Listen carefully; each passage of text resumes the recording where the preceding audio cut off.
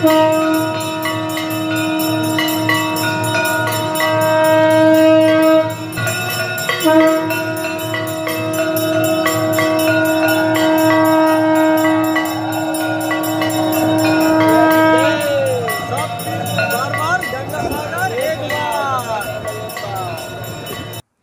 ভাবছো এসেই ভারত সেবাশ্রমে রুম পেয়ে যাবে, কিন্তু সেটি এখন আর হচ্ছে না।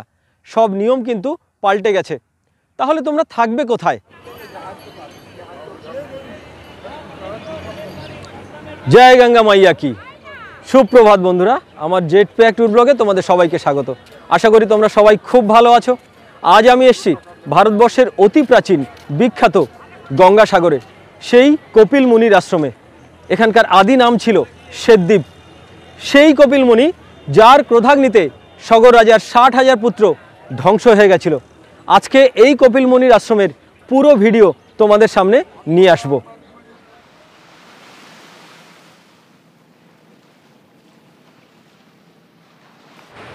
কথায় বলে সব তীর্থ বারবার, গঙ্গাসাগর একবার। তার মানে সব তীর্থ ঘুরলেও পুণ্য অর্জন করতে যদি হয়, তাহলে তোমাকে কিন্তু গঙ্গাসাগর একবার অন্তত আসতেই হবে। সাগরদ্বীপের দক্ষিণে অবস্থিত কপিল মুনির আশ্রম, আর তার পাশ দিয়ে বয়ে চলেছে পতিত পাবনী গঙ্গা। কে এই কপিল মুনি? কেন গঙ্গাসাগর তীর্থভূমি এত বিখ্যাত? আজ সবই তোমরা জানতে পারবে এই ভিডিওর মাধ্যমে। কিন্তু তার আগে দেখে নাও এই গঙ্গাসাগর তীর্থভূমিতে তোমরা সবচেয়ে কম খরচে কিভাবে আসবে, এখানে এসে কি কি সমস্যার সম্মুখীন হতে হবে। তোমরা ভাবছো এসেই ভারত সেবাশ্রমে রুম পেয়ে যাবে, কিন্তু সেটি এখন আর হচ্ছে না। সব নিয়ম কিন্তু পাল্টে গেছে। তাহলে কি উপায়? কারা রুম পাবে, কারা রুম পাবে না? বিকল্প রাস্তা কি আছে? এখানে এসে খাবে কোথায়? এই সবগুলো কিন্তু থাকবে আজকের এই ভিডিওতে। আজকের এই ভিডিওতে তোমরা দেখতে পাবে কপিল মুনির আশ্রমের সন্ধ্যারতি, যার মাধ্যমে তোমরা এক স্বর্গীয় অনুভূতি লাভ করতে পারবে। তো এই জন্য ভিডিওটা হয়তো একটু লম্বা হতে পারে, তাই ভিডিওটা স্কিপ না করে তোমরা দেখতে থাকো তোমাদের প্রিয় YouTube channel jet pack tour blog.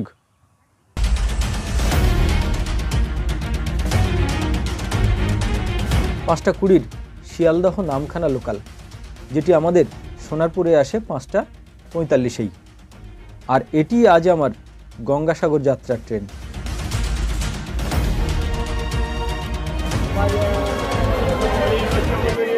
সকাল 7টায় আমরা এসে পৌঁছলাম লক্ষ্মীকান্তপুর স্টেশনে। লক্ষ্মীকান্তপুর স্টেশনে ট্রেনটি কিন্তু 10 মিনিট মতো দাঁড়ায়। তারপরে এখান থেকে এই ট্রেনটি আবার রওনা দেবে নামখানার উদ্দেশ্যে। আর আমি নেমে যাব কাকদ্বীপ স্টেশনে। ট্রেনটা একটু পরেই ছাড়বে এখান থেকে। দাদা চা খাওয়ালেন। লক্ষ্মীকান্তপুর স্টেশনে একটা হল ছিল, তো এখানে অন্তত 10 মিনিট ট্রেনটি দাঁড়ায়। সেই জন্য আমরা সবাই মিলে নেমে চা খেয়ে নিলাম। আজকে আমাদের ট্রেনের সবার সঙ্গে কিন্তু এই দাদারাই রয়েছে। সকালে গরম গরম চা, ঠান্ডার সময় চাটা কিন্তু দারুণ করেছিল। লক্ষ্মীকান্তপুর স্টেশনের চা। তোমরা যখনই আসবে এদিকে, লক্ষ্মীকান্তপুরে ট্রেনটা তো হল্ট থাকে একটু, তো নেমে অবশ্যই এক কাপ চা এখান থেকে খেয়ে নিও।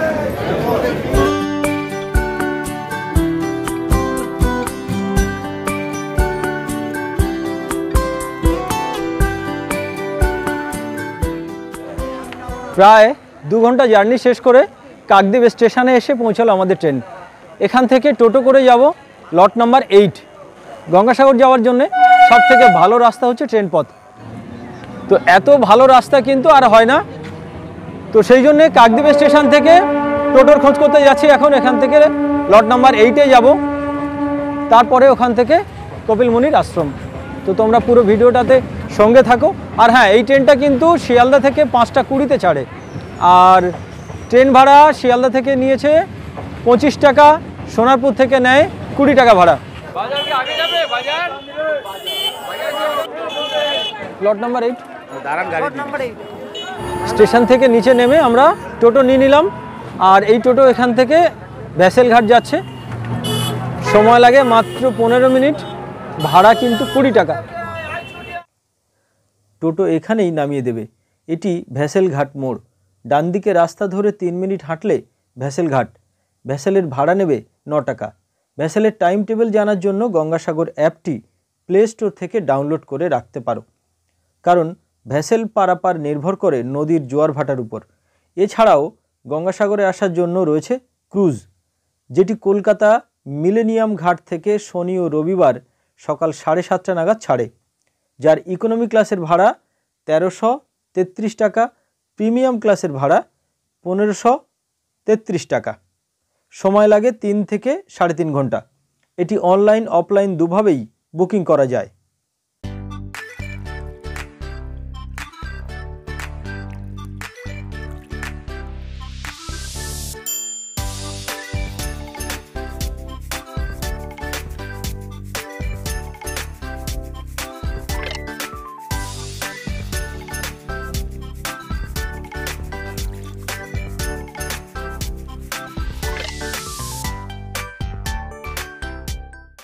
প্রচুর লাইন পড়েছে, সবাই আমরা লাইনেই অপেক্ষা করছি, ধীরে ধীরে উঠতে হবে।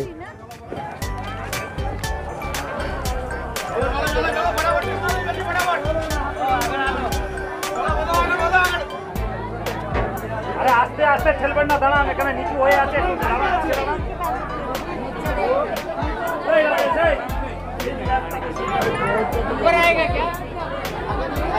চলো চলো চলো চলো।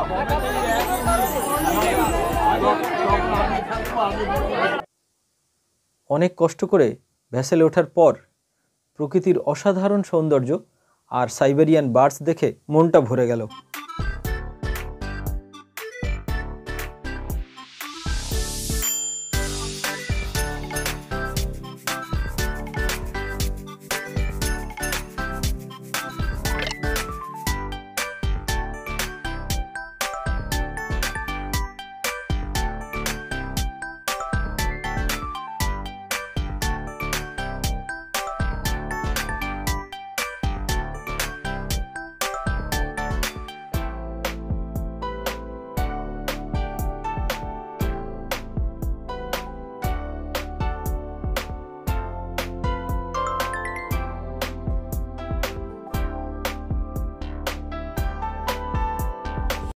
পাক্কা 45 মিনিট পরে ভ্যাসেল এসে আমাদের নামালো কচুবেড়িয়া ঘাটে।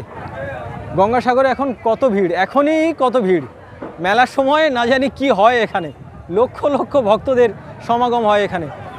এই ভ্যাসেল পার হতে গিয়ে যে আনন্দটা পেলাম, অসাধারণ সাইবেরিয়ান বার্ডস ঝাঁকে ঝাঁকে আমাদের ভ্যাসেলের চারপাশ থেকে ছিল, এবং সবাই প্রচুর খাবার দাবার তাদেরকে দিচ্ছিল।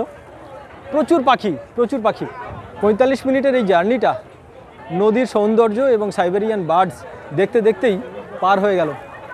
চলো তোমাদের এখন দেখাই কি করে কপিল মুনির আশ্রমে এখান থেকে ভ্যাসেল ঘাট থেকে কি করে পৌঁছবো। প্রচুর ভক্তের সমাগম হয়েছে, প্রচুর। জয়।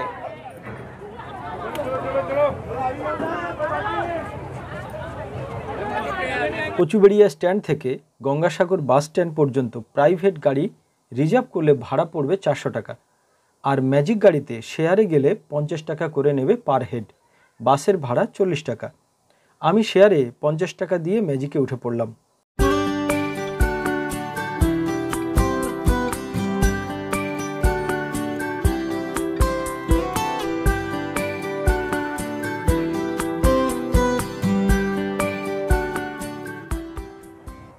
কচুবেড়িয়া ঘাট থেকে আমরা এসে পৌঁছলাম সাগরে। সময় লাগলো 45 মিনিট। ম্যাজিকের ভাড়া ছিল 50 টাকা। তো এখান থেকে আমরা পায়ে হেঁটে যাব ভারত সেবাশ্রম সঙ্গে। 8 থেকে 10 মিনিট লাগে ভারত সেবাশ্রম সঙ্গে। আমরা ওখানে গিয়েই রুমটা বুক করব। আমরা আগে থেকে রুম ওখানে কিন্তু নিয়ে রাখিনি, আমরা গিয়েই রুমটা নেব। বাকিটা তোমাদেরকে দেখাচ্ছি ভারত সেবাশ্রম সঙ্গে গিয়েই। এই হলো স্ট্যান্ড। এখান থেকে টোটো যায়, পায়ে হেঁটেও যাওয়া যায়। আমার পিঠের ব্যাগটা যথেষ্ট ভারী বলে আমি এখান থেকে টোটোই নিলাম। টোটোর ভাড়া নেয় এখান থেকে 10 টাকা। আর ভারত সেবাশ্রম সংঘ থেকে কিন্তু মন্দিরের দূরত্ব পায়ে হেঁটে 6 থেকে 7 মিনিট লাগে। আমার সঙ্গে যে বন্ধুটি আজ রয়েছে ওর নাম অভিষেক মুখার্জি, বাড়ি ঢাকুরিয়াতে। আমাকে একা যদি রুম না দেয় তাহলে আমরা দুজনেই রুম শেয়ার করব, এরকম একটা সিদ্ধান্ত নিয়েছি। আমরা পৌঁছে গেলাম ভারত সেবা আশ্রমে। কিন্তু এখানে যে আমাদের জন্যে বিপদ অপেক্ষা করেছিল সেটা আগে বুঝতে পারিনি। সমস্ত ডকুমেন্টস থাকার সত্ত্বেও আমাদের রুম দেয়া হলো না। শুধু আমাদের নয়, আরও অনেক ছেলেদের রুম খালি থাকা সত্ত্বেও তাদেরও রুম দেওয়া হলো না। যারা শুধুমাত্র ফ্যামিলি নিয়ে যাচ্ছেন তারাই রুম পাচ্ছেন। আগে এরকম ছিল না, সবাইকে রুম দেয়া হতো। কিন্তু নভেম্বর মাসে ভারত সেবা আশ্রমে ঘটে যায় একটি নৃশংস ঘটনা। দুজন কাপল ট্যুরিস্ট এই ঘটনা ঘটায়। তারপর থেকে পুরো গঙ্গাসাগরেই প্রশাসন থেকে অনেক কড়া ব্যবস্থা নিয়ে ফেলেছে। এই কারণে এসেই ভারত সেবাশ্রমে রুম পেয়ে যাব সেটি ভাবলে কিন্তু হবে না, বিকল্প ব্যবস্থা ভেবে রাখতে হবে। আমরা যে আশ্রমে রুম নিয়েছিলাম তার ফোন নাম্বার দেওয়া থাকবে, এটি ভারত সেবাশ্রমের আগে পড়ে। অনেকটা জায়গা খুঁজে খুঁজে অভিষেক আর আমি একটা রুম এখানে পেয়ে গেলাম এবং অন্যান্য যত হোটেল ছিল আজকের দিনের জন্য সবটাই কিন্তু বুকিং। শনিবার থাকাতে রুম পেতে প্রচণ্ড সমস্যা হয়েছে। কপিলানন্দ আশ্রমের একটা পার্ট এখানে, সেই পাশে আরেকটি হোটেল আছে, সেখানেই আমরা এসেছি, শ্রী হনুমান মন্দির। সম্পূর্ণ আশ্রমিক, পুরো পরিবেশটাই কিন্তু আশ্রমিক।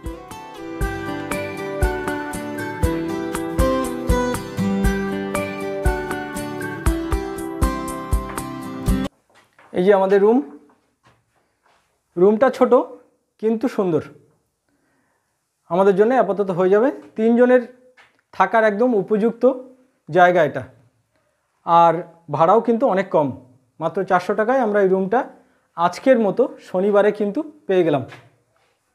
অন্যান্য জায়গায় রুমের রেট 2000, 2500, 1500 টাকা করে সমস্ত রুম। প্রচণ্ড সমস্যার মধ্যে ছিলাম আমরা, অনেক কষ্ট করে এই রুমটা আজকে আমাদের কপালে জুটলো। চলো এর পরে মন্দির এবং সি বিচ দর্শন হবে। রুম থেকে ড্রেস চেঞ্জ করে অভিষেক আর আমি যাচ্ছি এখন, খেতে হবে। খিদে পাচ্ছে প্রচণ্ড, তো সেই জন্য আমরা খাবার হোটেল আশেপাশে অবশ্যই রয়েছে এবং আসার সময় দেখলাম অনেক হোটেল আছে। আর যেখানে আমরা আছি সেখান থেকে সি বিচ কিন্তু কাছেই, সামনেই সি বিচ।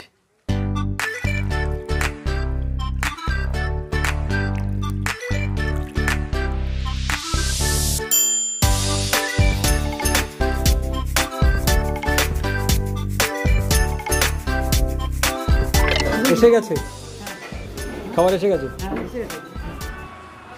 খাবার দিয়ে গেল এইমাত্র।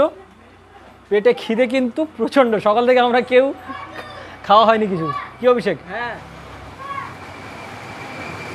এটা সবজিটা আছে বাঁধাকপির সবজি, পটল আলুর তরকারি, আলু ভাজা, ডাল, মাছের ঝোল, চাটনি। এই হচ্ছে আজকে আমাদের দুপুরে লাঞ্চ। চলো ওকে স্টার্ট করো। কি তোমরা ঝাল লাগছে? অভিষেকে ঝাল লেগেই যাচ্ছে, কিন্তু রান্নাটা খুব দারুণ হয়েছে, একদম ঘরোয়া রান্না, সুন্দর রান্না। আলু পটলের তরকারি তো দারুণ হয়েছে। হ্যাঁ, রান্না ভালো, অভিষেকও বলছে রান্না ভালো। মাছের ঝোল একবার টেস্ট করো।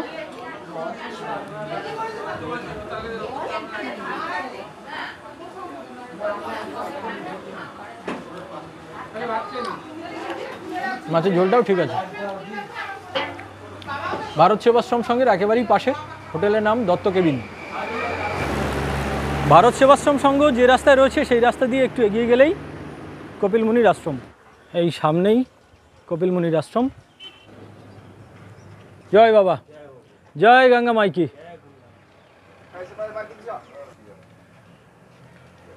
জয় গঙ্গা মাইকি।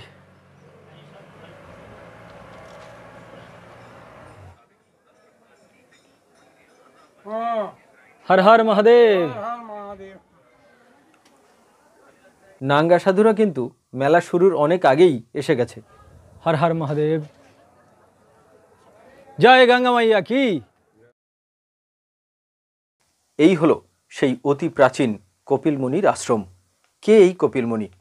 সাংখ্য দর্শনের আদি প্রবক্তা হলেন এই কপিল মুনি। কথিত আছে কপিল মুনি ছিলেন একজন বৈদিক ঋষি। অনেকে বলেন তিনি ব্রহ্মার পৌত্র মনরূপ বংশধর। ভগবদ্গীতায় কপিল মুনিকে সিদ্ধ যোগী বলা হয়েছে। ভগবত পুরাণেও কপিল মুনির জীবনের বর্ণনা উল্লেখ করা হয়েছে।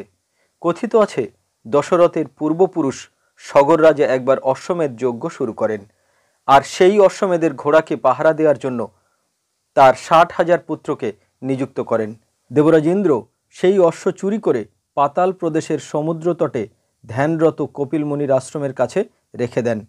এদিকে অশ্বটিকে দেখতে না পেয়ে সগর রাজার পুত্ররা খুঁজতে খুঁজতে দক্ষিণের সমুদ্র তটে কপিল মুনির আশ্রমের কাছে অশ্বটিকে দেখতে পান। তারা কুটিরে এসে ধ্যানমগ্ন ঋষিকে নানা রকম প্রশ্ন করতে থাকেন, কিন্তু ধ্যানস্থ ঋষি কোনো উত্তর দেননি। পুত্ররা সেই রাগে অস্ত্র দিয়ে ঋষিকে আঘাত করেন। এরপর ঋষির ধ্যান ভেঙে যায় এবং তিনি অত্যন্ত ক্রোধিত হন। এই ক্রোধের আগুন নিয়ে তিনি যখন চোখ খুলে তাকালেন, তখন সামনে থাকা পুত্ররা একে একে ভস্ম হয়ে যায়। আর এভাবে ধ্বংস হয়ে গেল সগর রাজার 60,000 পুত্র। এদিকে অশ্ব আর পুত্ররা না ফেরায় সগর রাজা তার পৌত্র অংশুমানকে পাঠায়। অংশুমান তার পিতাদের পথ অনুসরণ করে কপিল মুনির আশ্রমে এসে সব জানতে পারেন এবং পিতাদের মুক্তির পথ শুনে নেন। এরপর ওই বংশের রাজা ভগীরথ কঠোর সাধনা করে গঙ্গাকে মর্তে আনয়ন করেন এবং তার পূর্বপুরুষদের উদ্ধার করেন। ইতিহাস কি সব বলে? কখনো তার বাইরেও থেকে যায় অনেক না বলা কথা। গঙ্গাসাগরে কপিল মুনির আশ্রম এমনই কৌতূহলের জায়গা। উত্তাল সাগরের ঢেউ বারবার আশ্রম ভেঙেছে, তারপরও অস্তিত্ব মেলেনি কপিল মুনির আশ্রমের। মন্দির সূত্রে জানা যায় 434 খ্রিস্টাব্দে গঙ্গাসাগরের কপিল মুনির মন্দিরের অস্তিত্ব মেলে। তারপর সমুদ্রের ছোবল আর প্রাকৃতিক দুর্যোগে 6 বার ভিটে হারায় কপিল মুনির মন্দির। 1381 সালে সপ্তমবার মাথা তুলে দাঁড়ায় মন্দির। তারপর 2012 সালে নতুন মন্দিরের ভিত্তিপ্রস্তর স্থাপন হয়। 2015 সালে নবরূপে তৈরি হয় কপিল মুনির মন্দির। অযোধ্যার পঞ্চরামানন্দীয় নির্ধনী আখড়া মন্দিরের দেখভালের দায়িত্বে রয়েছেন। কপিল মুনির মন্দিরে রোজ 5 বার পূজা হয়। ঋষি, তপস্বী, যোগী যে নামেই ডাকা হোক না কেন, কপিল মুনির প্রজ্ঞা প্রভাব আজও একই রকম, যা মিলিয়ে দেয় গোটা দেশকে। এখানে রয়েছে ডালার কাউন্টার। সমস্ত ডালা সামগ্রীর জায়গা এটা। মাঝি, কত টাকা থেকে স্টার্ট হয়েছে ডালা এখানে? 30 টাকা থেকে স্টার্ট হচ্ছে ডালা। আর এইগুলো কত? এগুলো 101 টাকা। আর ওই যে উপরেগুলো 501 টাকা আছে, 301 টাকা আছে, 201 টাকা আছে, যে যেমন ভাবে নেবে, যে যেমন যার সামর্থ্য যেরকম সেই রকম। বাহ। মন্দিরের রাস্তা ধরে সোজা সমুদ্রের দিকে এগিয়ে গেলেই ডান দিকে পড়বে স্নানের ঘাট।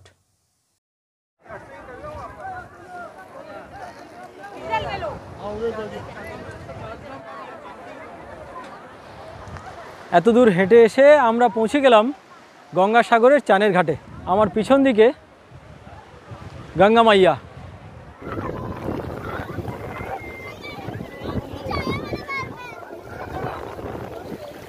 जय गंगा मैया की, गंगा मैया की जय, जय गंगा मैया की जय। सब तीर्थ बार बार, गंगा सागर एक बार। एक बार, सब तीर्थ बार बार, गंगा सागर एक बार। এই জলটা একটু ফ্রেশ আছে, মাগো ডুব দিলাম।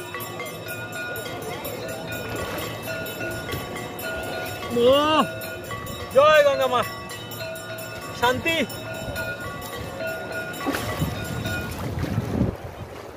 আর একটা ডুব হলো, একটু ঢেউ এলো জোরে। জয় মা, জয় মা।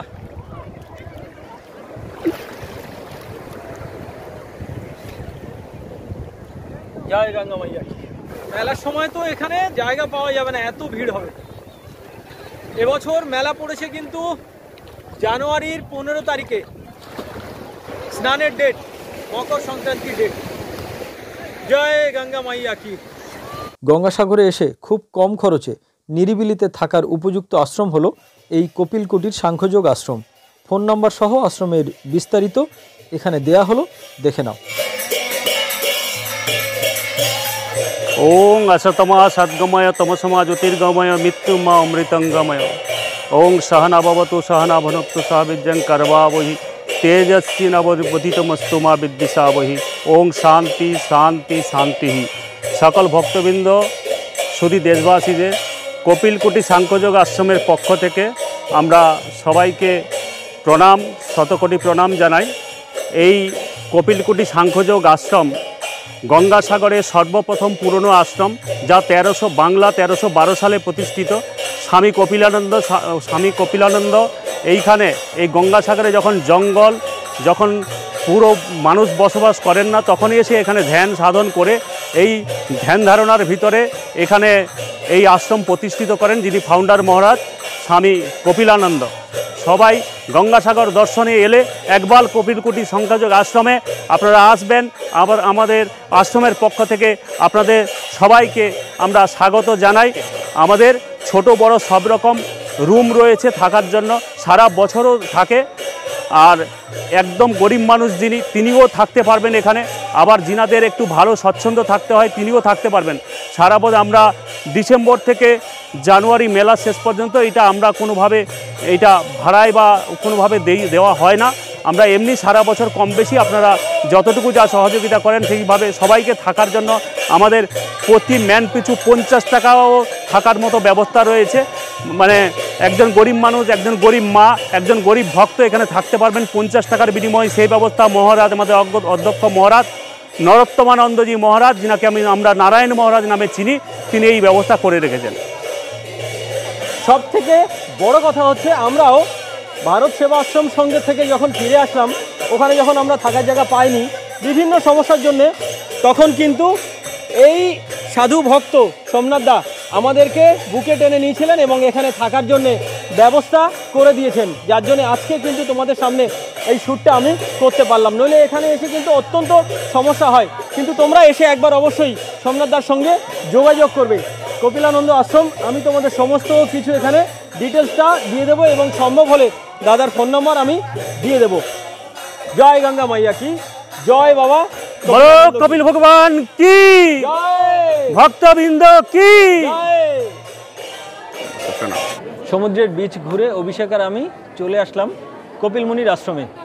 সন্ধ্যে 7:30 নাগাদ শুরু হবে এখানে সন্ধ্যারতি। মন্দিরের অনেক ভক্ত কিন্তু এখনই এসে গেছে। তো 7:30টার দিকে আমরা কিন্তু সন্ধ্যারতিটা দেখব। তোমরা সবাই এই ভিডিও কিন্তু মিস করবে না।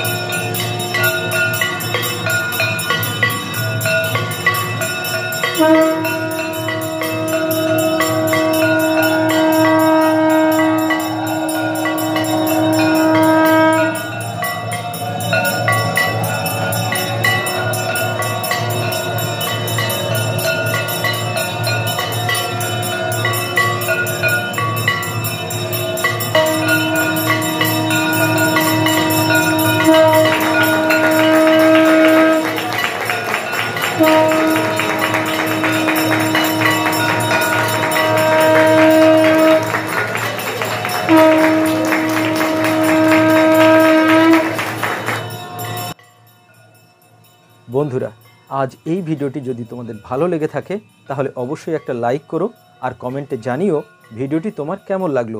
যদি ভিডিওটি ভালো লাগে তাহলে চ্যানেলটি সাবস্ক্রাইব করো আর পাশে থাকা বেল আইকনটি প্রেস করে দিও, যাতে পরের ভিডিও সবার আগে তোমার কাছে পৌঁছায়। আবার দেখা হবে অন্য কোনো নতুন ভিডিওতে। জয় গঙ্গা মাইয়া কি।